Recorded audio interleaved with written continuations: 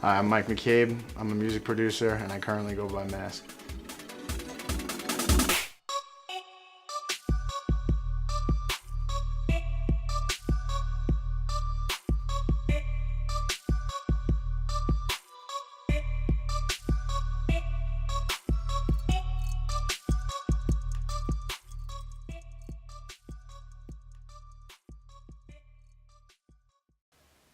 For Mask, it's mostly dubstep.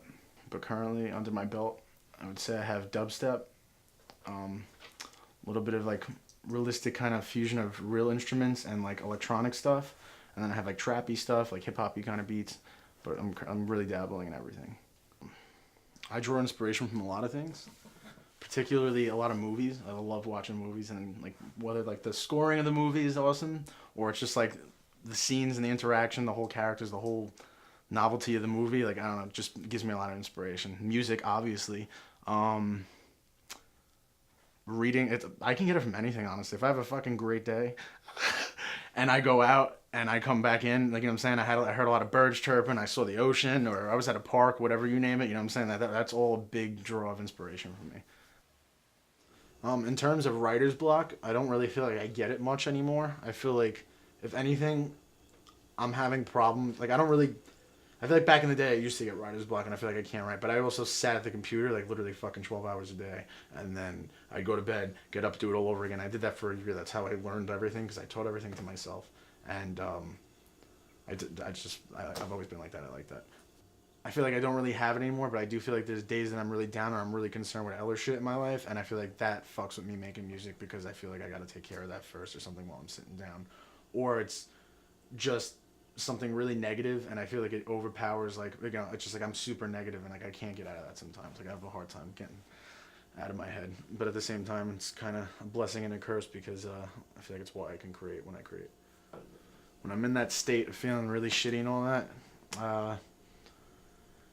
lots of cigarettes, usually lots of bad food, lots of hellish stuff, and movies usually. I usually try to appreciate other people's art when I'm like that, like fully, you know what I'm saying? And like just take a step back. And then also like sometimes, like, you know, like if I'm feeling shitty about my stuff, which will make me not write sometimes,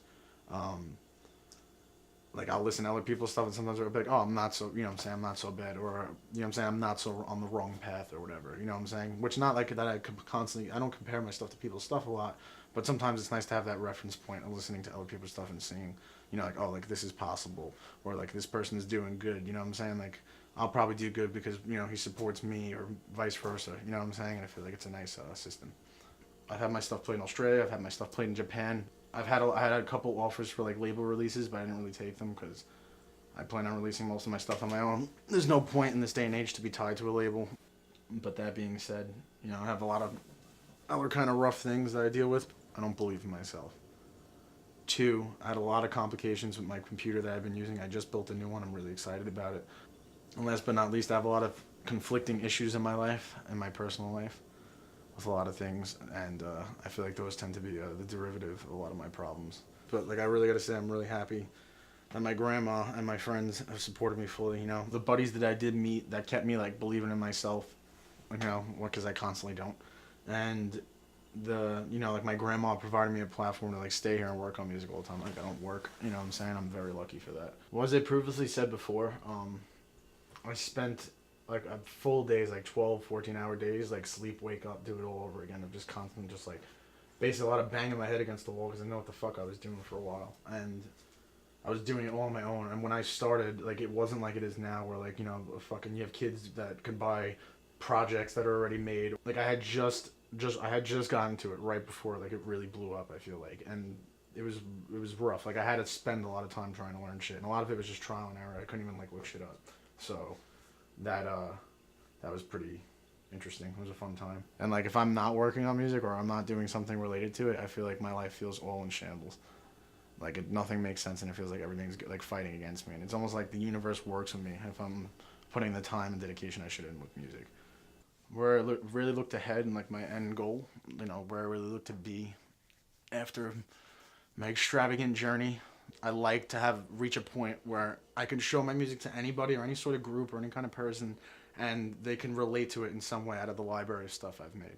You know what I'm saying? Like I want people to be able to all hear it, and no matter who you are, you can make a connection with that.